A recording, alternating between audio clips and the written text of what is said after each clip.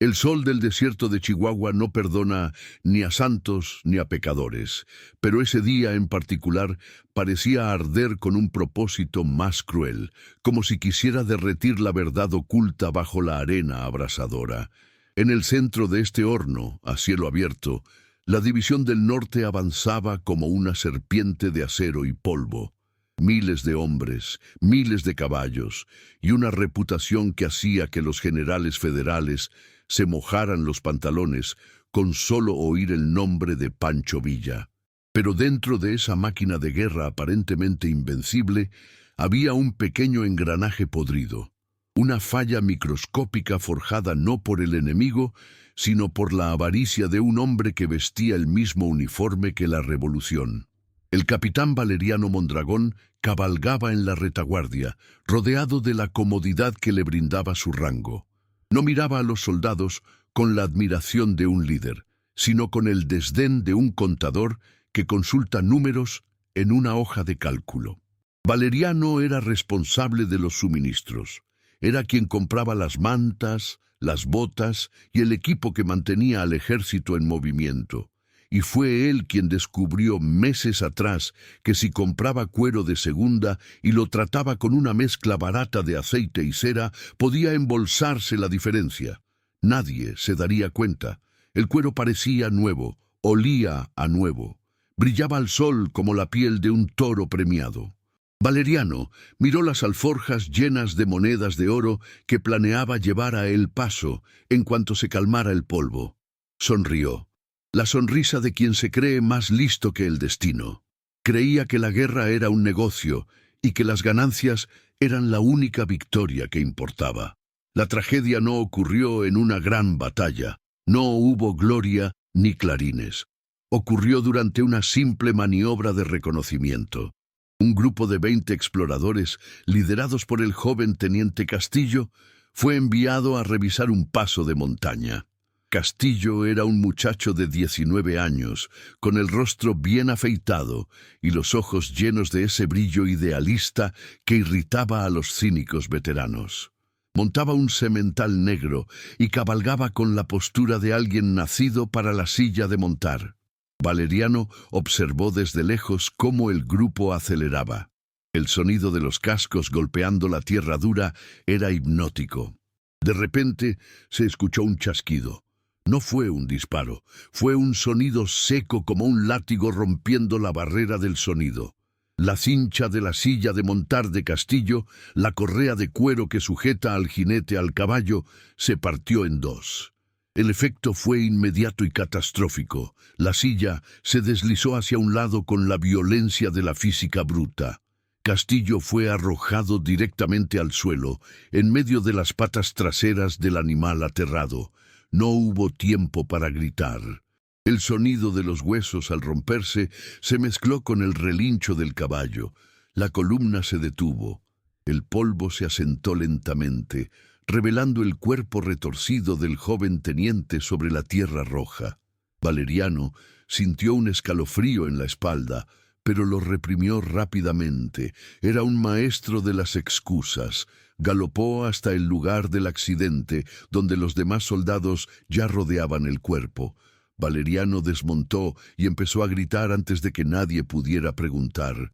Gritó que Castillo era un imprudente. Gritó que el chico no sabía ensillar su propio caballo.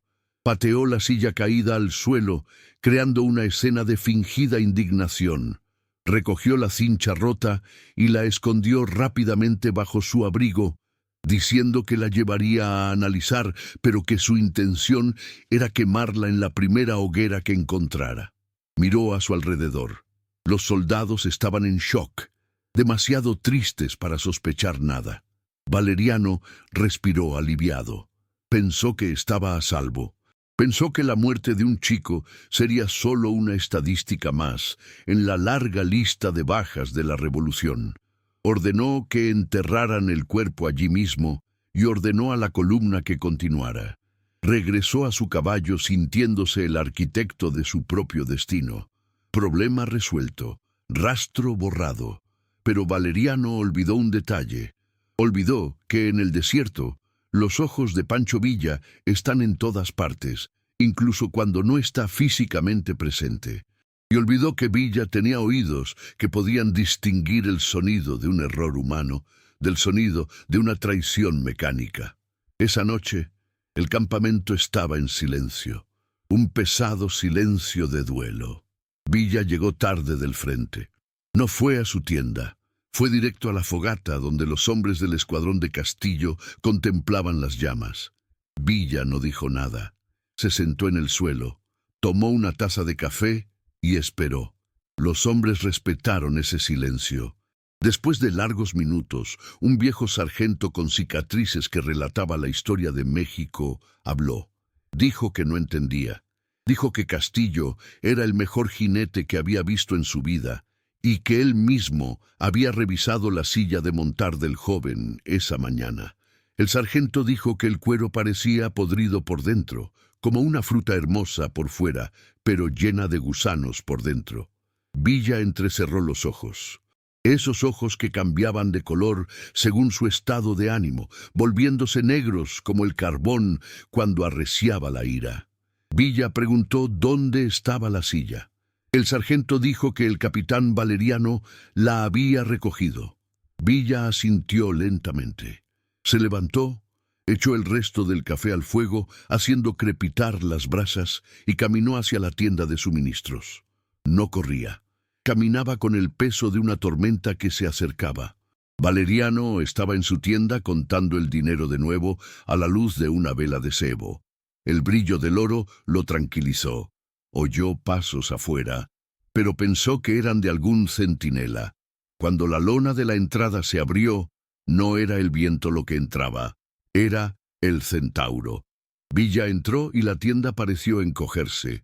Valeriano dio un salto, escondiendo la bolsa de monedas tras una caja de municiones. Intentó sonreír. Saludó al general con excesiva formalidad. Villa no le devolvió el saludo. Empezó a caminar alrededor de la tienda, tocando los objetos. Tocó los montones de mantas, tocó las cajas de rifles. Parecía un cliente insatisfecho en una tienda. Valeriano sintió que el sudor le corría por la espalda. Villa se detuvo ante una pila de sillas de montar nuevas que aún no se habían distribuido. Sacó un cuchillo de su cinturón. La hoja brilló a la luz de la vela. Valeriano contuvo la respiración. Villa cogió una de las sillas de montar y con un movimiento rápido cortó la cincha. El cuero se abrió fácilmente. Villa tomó los dos extremos y los examinó. Se llevó la piel a la nariz y la olió. Entonces hizo algo que le revolvió el estómago a Valeriano. Villa pasó la lengua por el interior de la piel cortada. La escupió al suelo con asco. «Cera y cartón», dijo Villa en voz baja. «Les vende cartón pintado como cuero a mis hombres, capitán». Valeriano intentó negarlo. Empezó a tartamudear, diciendo que había sido engañado por los proveedores, que era una víctima, que amaba la revolución. Villa se volvió hacia él. La expresión en el rostro del general no era de ira, era de profunda decepción. Villa dijo que en la guerra el error es perdonable, pero la negligencia deliberada es asesinato. Caminó hacia la caja de municiones donde Valeriano había escondido el oro. Villa pateó la caja. El sonido metálico de las monedas al tintinear lo delató todo. Villa se agachó, recogió la bolsa y la arrojó a los pies de Valeriano. La bolsa se abrió y las monedas rodaron por la tierra compactada, brillando irónicamente a la luz de las velas. Villa dijo que ese dinero no era ganancia, era el precio de la sangre de Castillo. Valeriano cayó de rodillas, lloró, suplicó por su vida, ofreció todo el dinero, prometió que nunca lo volvería a hacer. Esperaba un disparo, esperaba que Fierro llegara y acabara con todo. Pero Villa tenía otros planes. La muerte sería demasiado rápida. La muerte no le enseñaría nada a nadie. Villa quería que ese error se convirtiera en leyenda. Una historia de terror que haría que cualquier otro oficial lo pensara dos veces antes de robarle un centavo al ejército. Villa sacó a Valeriano de la tienda arrastrándolo por el cuello. Ordenó que se diera la asamblea general. El toque de corneta rompió la madrugada, despertando a todo el campamento. Miles de hombres salieron de sus tiendas, somnolientos y confundidos, formando un círculo gigante alrededor de la hoguera central. Villa arrojó a Valeriano al centro del círculo. El capitán temblaba, cubierto de tierra y lágrimas. Villa se subió a una caja para que todos pudieran verlo.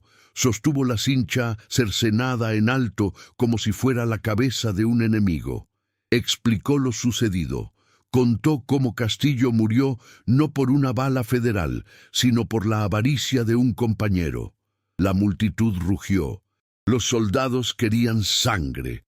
Empezaron a gritar pidiendo un pelotón de fusilamiento. ¡Maten al traidor!, gritaban. Pero Villa levantó la mano, pidiendo silencio. Dijo que matar a Valeriano sería fácil.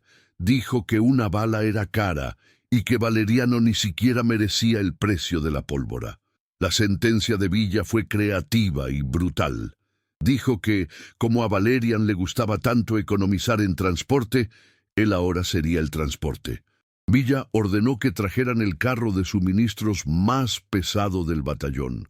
Era un viejo carro de roble macizo, usado para transportar balas de cañón y piezas de artillería.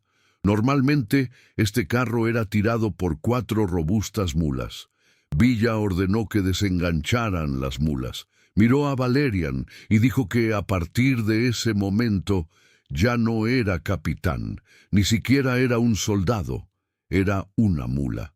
Villa ordenó que le construyeran un arnés especial con el mismo cuero podrido que Valerian había comprado.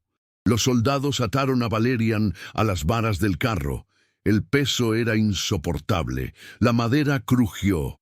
Valerian contempló la inmensidad del desierto que se extendía ante él y comprendió la magnitud de su condena.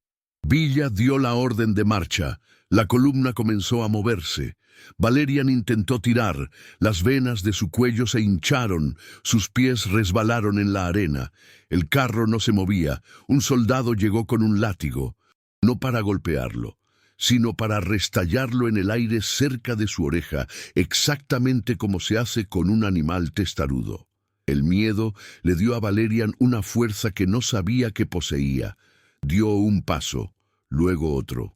El carro comenzó a rodar lentamente. El sonido de las ruedas de madera rechinando contra las piedras era el sonido de su tormento. Los soldados pasaron a su lado. Nadie lo ayudó, nadie le habló. Solo se quedaron mirando. Algunos escupieron al suelo. Otros negaron con la cabeza. Valerian, el hombre que se creía superior, estaba ahora en el nivel más bajo de la existencia, tirando de la carga que él mismo había hecho peligrosa. El primer día fue un infierno. El sol le pegaba como un martillo en la espalda. La sed era una tortura. Pero Villa le había ordenado beber solo de los cubos de los caballos y solo cuando los animales hubieran terminado. Las correas de cuero barato se le clavaron en los hombros, haciéndole sangrar. La sangre atraía moscas. Valeriano lloró, pero no tenía aliento para sollozar. Tiró porque si se detenía, su columna se detendría y la vergüenza aumentaría. Tiró porque se dio cuenta de que Castillo había sentido un dolor mucho peor al caer. Con cada kilómetro pensaba en el dinero. Ese oro que parecía tan valioso ahora no valía un sorbo de agua limpia. Con cada paso comprendió la mecánica de la guerra. Sintió el peso de cada bala de cañón y comprendió que éstas no eran mercancías, eran vidas. Al tercer día, las botas de Valerian se desmoronaron. Eran botas caras, pero no estaban hechas para la tracción. Tuvo que caminar descalzo sobre piedras afiladas y espinas de cactus. Sus pies se convirtieron en carne viva. Por la noche se desmayaba con el arnés. Los médicos querían curar sus heridas, pero Villa se lo prohibió. Que se cure, como sanan las bestias, dijo Villa. Si quiere vivir como un parásito, que aprenda a sobrevivir como un huésped. La lección no era solo para Valerian, era para todos. Los demás oficiales responsables de logística comenzaron a revisar cada tornillo, cada herradura, cada grano de frijol 3 veces. El miedo a acabar en los vagones triplicó la eficiencia de la División Norte. Ya nadie se atrevía a recortar gastos. La corrupción desapareció no por la virtud, sino por el terror de ese ejemplo vivo que se arrastraba al final de la columna. Pasó una semana. Valerian era la sombra de un hombre. Delgado, quemado por el sol, con la piel en carne viva y la mirada vacía. Llegaron a un pueblo donde se reabastecerían. Villa ordenó que la carreta se detuviera en el centro de la plaza. Reunió a los lugareños y a los soldados. Ordenó que liberaran a Valerian. El excapitán cayó al suelo, incapaz de mantenerse en pie. Villa se acercó a él con una cantimplora de agua fresca. Levantó la cabeza de Valerian y le dio de beber. Fue el primer gesto de humanidad en 7 días. Valerian bebió ahogándose. Villa lo miró a los ojos y le preguntó si había aprendido el valor de las cosas. Valerian no pudo hablar, solo asintió, llorando. Villa se volvió hacia las tropas. Dijo que el perdón es posible, pero el olvido no. Dijo que Valerian se había liberado del arnés, pero que nunca volvería a vestir uniforme. Se quedaría allí, en ese pueblo, con solo la ropa que llevaba puesta. Tendría que vivir del trabajo de sus manos, sin rangos, sin el oro robado. Valerian yacía en el polvo viendo partir al ejército. Vio cómo enganchaban la carreta a las mulas. Vio a los soldados marchar con sus sillas de montar reforzadas y seguras. Vio a Villa a lomos de su caballo, mirando hacia atrás por última vez. Esa mirada no era de odio, era una advertencia. Valerian sobrevivió, pero el hombre que era murió en ese desierto. Pasó el resto de su vida trabajando como zapatero, reparando botas y sillas de montar. Dicen que se obsesionó con la calidad. Nunca dejaba que una pieza saliera de su taller a menos que estuviera perfecta. Revisaba cada costura, cada pieza de cuero, con una obsesión que asustaba a sus clientes. Cuando le preguntaban por qué era tan meticuloso, por qué le importaba tanto una simple pieza de cuero, se limitaba a mirar las cicatrices de sus hombros y decía que un pequeño error podía derribar a un gigante. La historia de Valeriano se extendió por todo México. Se convirtió en una fábula contada alrededor de fogatas. Los soldados decían que cuando la carga se volvía demasiado pesada, recordaban al capitán Mula y encontraban la fuerza para continuar. Villa transformó el castigo de un hombre en la salvación de muchos. Demostró que la corrupción no es un delito sin víctimas y que quienes roban al colectivo deben pagarlo con el sudor de su frente. Hoy vemos a nuestros líderes, a nuestros gerentes que recortan gastos, que economizan en seguridad para aumentar sus bonificaciones de fin de año y nos preguntamos, ¿dónde está su carreta? ¿Dónde está el peso que deberían llevar?